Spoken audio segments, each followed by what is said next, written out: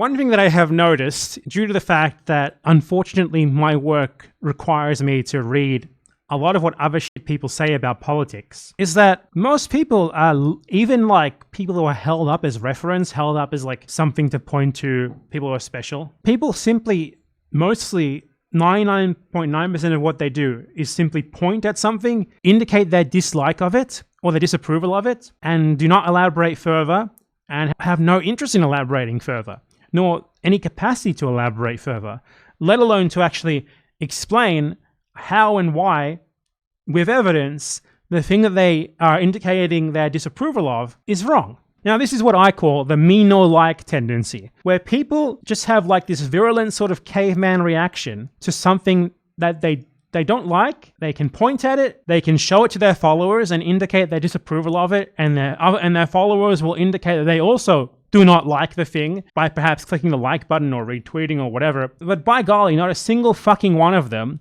can or will even come close to telling you why it's actually wrong, let alone actually argue against the people who can explain why they think that other thing is true or false or not. So a great fucking example of this is this guy on Twitter who I have to introduce because, you know, I'm talking about him. If you're a well-adjusted person, you don't know who he is. You don't need to know who he is. You just need to know what he says and how it's relevant, because I'm just using this as an example for this video. But his name is Will Stancil. He's like a think tank employee who posts a lot on Twitter. Posts a lot like in support of Joe Biden, your generic liberal nonsense. And basically, his entire brand, all that he does is post on Twitter. He like posts a screenshot or a video of a speech or like a headline or something, and he like put some text that in essence says nothing but I don't like this thing or I disagree with this thing. And then he does not actually explain in any way, shape or form how what he's pointing to is wrong, explaining his own position, explaining why he believes what he believes rather than that, and certainly never provides any evidence. And here's a great example of that. This guy, he attaches a tweet saying, "Let it be known tonight." This is in regards to the USA bombing Yemen.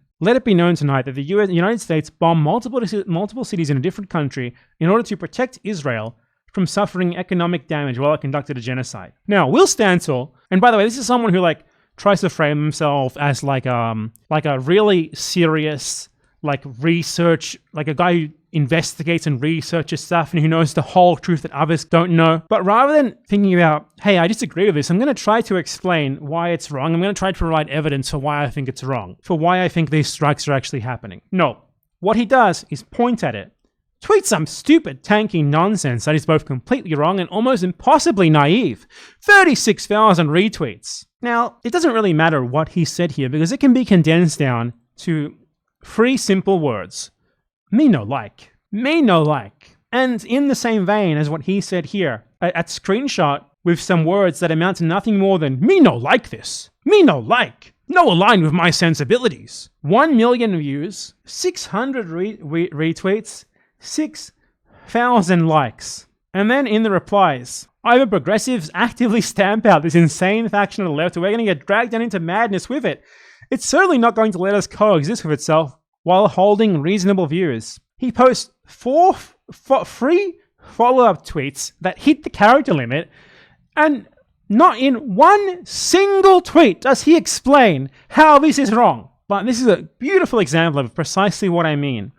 How somehow someone is able to pass themselves off as like a reasonable, like well-read, like wise scholar type guy, when in reality, all that he's capable of doing is pointing at things that he dislikes, getting likes, retweets, and follows from people who also dislike the thing that he dislikes. And this is 99% of discourse on the internet, and really in real life as well.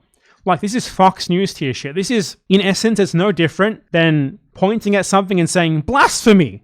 Burn the fucking witch! It's at the exact same level of intellectual rigor. It's nothing more than like a base discomfort that occurs when you see something that you don't like, and you don't particularly even know why you don't like it, but you sure know that you do, and you feel sort of threatened by it. So you point to it and you say, me no like, without being able to even remotely explain why not. And this sort of thing has so much sway, so much currency with like audiences and viewers, and also other people who also are somehow respected as if they're people who know anything or whose opinion that you should care about, that it has made me completely lose faith in the intelligence of basically everyone, including you, my viewers. Like, it makes me think that people watch my videos because they just say things that align with what they already would like to believe, rather than because they actually want to learn anything. Like, they don't care about the evidence. They just care about the performance of evidence and proof that helps them to sort of feel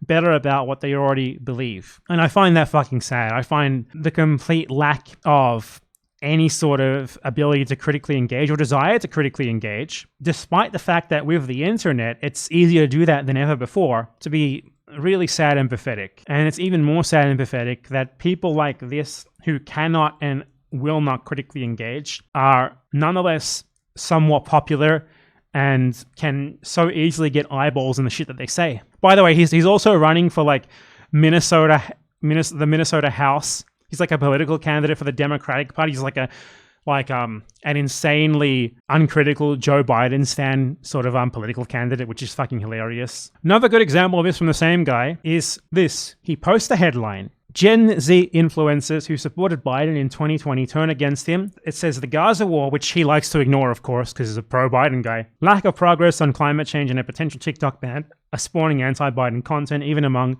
former supporters. He, of course, avoids the Gaza genocide thing, because that's very inconvenient for him. And he points to the second one: lack of progress on climate change. And he says, I'm kind of over Gen Z, not gonna lie. Because for him, you don't need to explain your beliefs. You don't need to explain how Biden has apparently actually made good progress on climate change. You just need to point, indicate your displeasure, me no like, move on. Now, one could point to the fact that regardless of how much better Joe Biden was than Trump, who came before him on climate, what he's doing is still nowhere near good enough. Because progress on climate change is not merely being better than those who came before you. Climate change is a phenomena that is going to cause incredible global disaster within a couple of decades at most, really. It's something that has to be dealt with, and it has to be dealt with in an incredibly limited time frame. And action to combat it has to be taken very drastically and very soon. And we've been saying that for 15, 20 years now, and barely anything has really changed. So it's just becoming more and more urgent. It was already urgent 20 years ago, so that says all you need to know. What Biden is doing, whatever it is, however better it is than Trump, however better it is than anyone who's ever came before him, even if it's 10 times better, it's still nowhere near sufficient. It's still so insufficient, in fact, that if every other country in the world had the exact same policies, we would still smash every single barrier for temperature increase over the pre-industrial revolution levels that we need to not smash by such a hilarious degree that we would be absolutely fucked globally. Adequate progress on climate change is massive government interventions forcing an immediate transition to purely clean energy. It's not like, giving market incentives for clean energy. It's not like passing a climate bill to subsidize private companies that perhaps want to install some fucking solar panels, whatever. It is like passing a bill tomorrow that says, okay, within a year, you're not going to be allowed to burn coal in this country. And we're also creating a government company to build a bunch of fucking nuclear plants and renewable energy everywhere. That would be doing what is needed to combat climate. Oh, and also we're creating a climate fund to send money to third world countries in massive amounts so they can do the same thing. That is the sort of drastic action that is needed to prevent the runaway climate change that is already pretty much locked in at this point, given where emissions are going right now. The time where half measures, like the sort of stuff that this guy thinks is progress on climate change, would have worked was 20 years ago. Now the only option left is drastic state intervention. And it's either that, or we deal with the fucking horrible consequences of more than 2, possibly even more than 3 degrees of an increase in average temperatures over pre-industrial levels. This guy, you think he can argue against that? What would happen to him if he had to come on my stream and seriously try to argue that Biden is making adequate progress on climate change? Because the way these people think, it's like, okay, it's better. But the thing is, it doesn't matter if he's better or not, because what matters is that we're dealing with a problem that we have a time limit to fix. We have a very serious time limit in which we have to take very drastic action. And we are not taking the drastic action, not in the USA, not anywhere else in the world, except a few relatively small countries that have, to their credit, completely eliminated fossil fuels. So if you look at what Biden does and you're like, oh, come on, you dumb Gen Z motherfuckers, he's done way better than everyone before him. That can be true, and it can also still not be nearly enough. And if you look at that, like the leader of the most powerful country in the world, who's not even willing to take anything close to the level of action that is required to basically prevent a borderline apocalypse, then you are so out of fucking whack. Your brain is so fucking fried that it really does not surprise me that all you're capable of doing is pointing at something and saying that you don't like it. Anyway, that is my take on why you should try to fucking explain why you disagree with something, and ideally not just explain why you disagree, but provide evidence for why it's wrong. Enough of these dumb fucking influencers who cannot do anything but point and say they don't like it. They are no different to some fucking idiot saying burn the witch, or like Fox News pointing at like a trans person and saying liberal progressive wokeness gone mad. Intellectually, they are two peas in a pod. The only difference is where they happen to, by coincidence, fall on the political spectrum.